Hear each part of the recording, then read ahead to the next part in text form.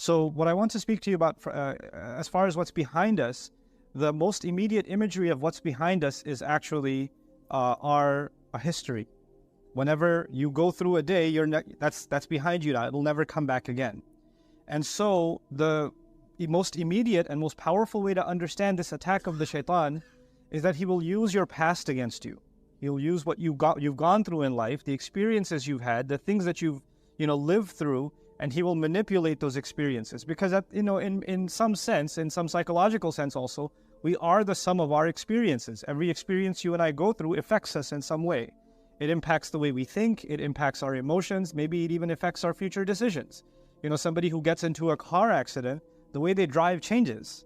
The same way when somebody gets, has a bad relationship with a friend or something, a falling out with a friend, the way they interact with them afterwards changes. So experiences affect the way we make future decisions.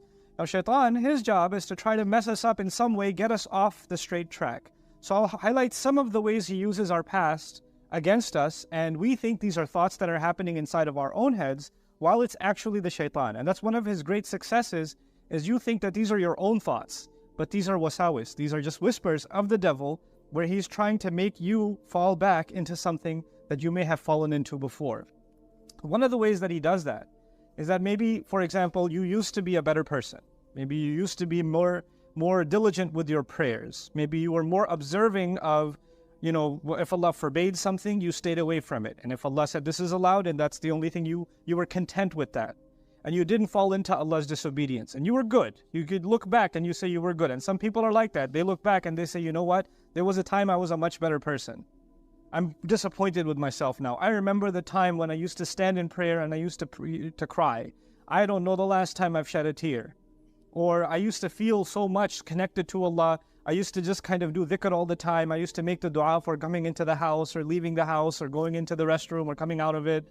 Or I used to just have every excuse to remember Allah. I used to be much kinder with my words. Now I use foul language. I use bad words against people. I lose my temper. I speak about people. I backbite. I've developed all these habits. I didn't used to be like this, but I was a much better person. So there's one thing to compare yourself to somebody else, but even when you compare yourself to yourself, some people were in a much better place before. And so Shaitan says, well, that part of you is dead. That's gone. That's never coming back. Listen, that's over with. This is who you are now. And he'll make you almost give up on yourself. While the reality is that if you are capable, if Allah made you capable of living a certain way and living by a certain standard, and you upheld it, you were able to do it, then that actually means that you will forever be capable. That's actually proof to yourself. It's one thing that you never accomplish something. You were never able to accomplish something.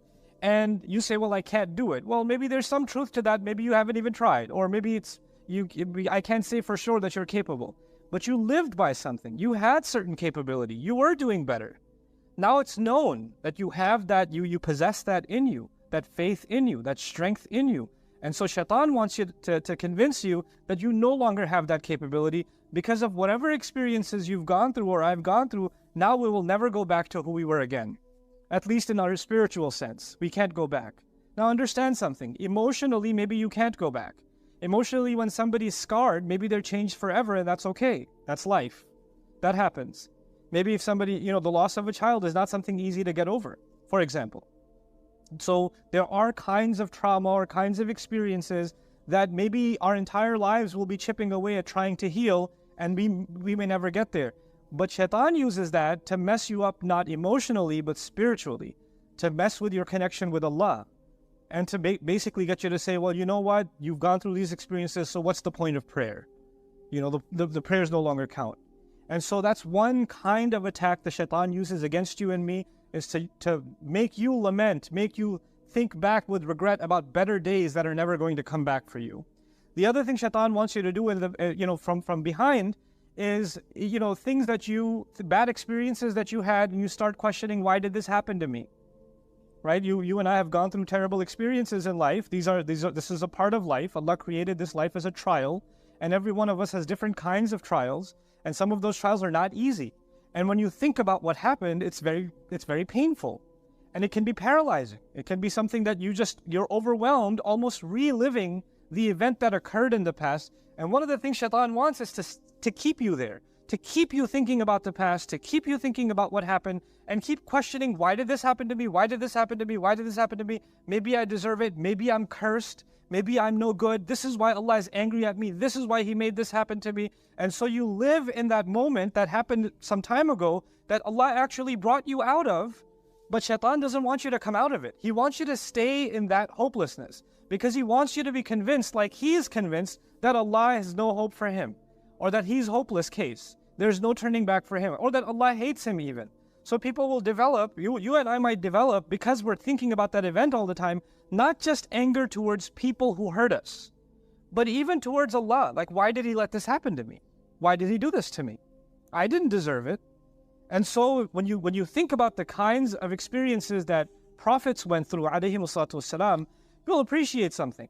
Allah, the prophets Allah talks about in the Quran are, in so many cases, people that had such difficult lives.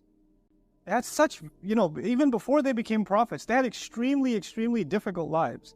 Think about the life of our own messenger, sallallahu alaihi wasallam, whose parents die in childhood, right? Who goes through, one care to another care to another care, and every time he has somebody that is basically taking care of him, they pass away, and he's passed on to someone else, and he's passed on to someone else. How difficult is that for a child?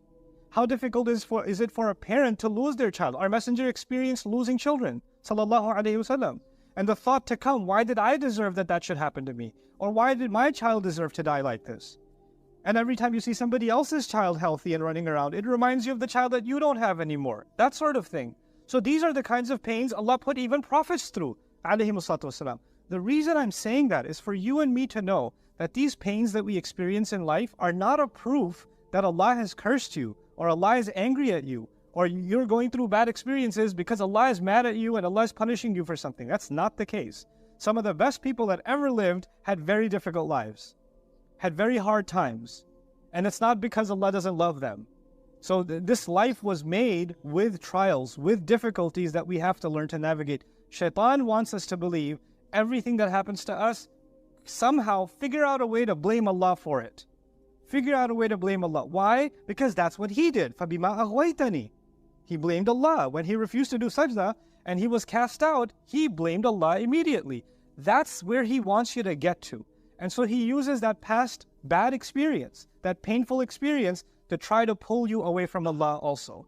Another way he uses your past is that he will, maybe some of us, we lived a life of sin before.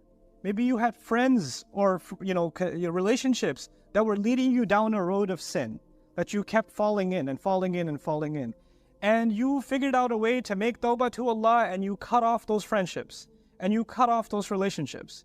Whether those people are, their judgment is with Allah, but you for yourself, you decided that those people may not be evil, but I know that when I'm in their company or when I'm around, then I fall into evil. So I'm going to try to protect myself, and I'm going to pull away as much as I can and try to fix myself with Allah. You will know in your personal life who those people are. And maybe you had people like that in your life that were pulling you into sin, whether they realized it themselves or not. And maybe it's not even their fault, maybe it's your own weakness. But since you recognize that, you say, you know what? Every time I've tried, I've fallen back into sin. I'm going to discontinue some of these relationships, not because I hate these people, not because I'm better than them, not because, I want them to suffer, but because I want to save myself. I want to pull myself away. And when you pull yourself away, Shaitan will come and say, hey, don't you miss the old friendship? You don't miss those guys? You don't miss her, man? You don't miss that? And he wants you to pull back. Go back. Go back. Go back. The same way some people left sin. Literally sin. They left evil deeds. They walked away from them. They changed. But sometimes the devil comes and triggers you and says, hey, you're going through a hard time. Just one time. Just go back. Not forever. But come on, you had a hard week. It's been a tough month. You've gone through a lot. Just go back just a little bit. And you know what that used to be like. And they say in Arabic, there's a saying in Arabic, kullu mamnu' matlub. Everything forbidden is desirable. Right? So even though after faith, you develop a regret and an embarrassment over the sins you and I may have committed, and we develop almost a hatred for repeating those sins again, at the end of the day, we're also human beings, and human beings have temptations and desires. And that's one of the things that Shaitan wants to manipulate. So he'll try to pull you back and try to get you to say, hey, come on. You know how it used to be, right? It was so much better for you. You felt so much easier. And why deny yourself? Who's going to find out? Just go back. So he wants to pull you back into a way of sin. This is the way that he comes at you from behind. So many pulls at you from what is drawing you into what used to be. And you have to be mindful of that.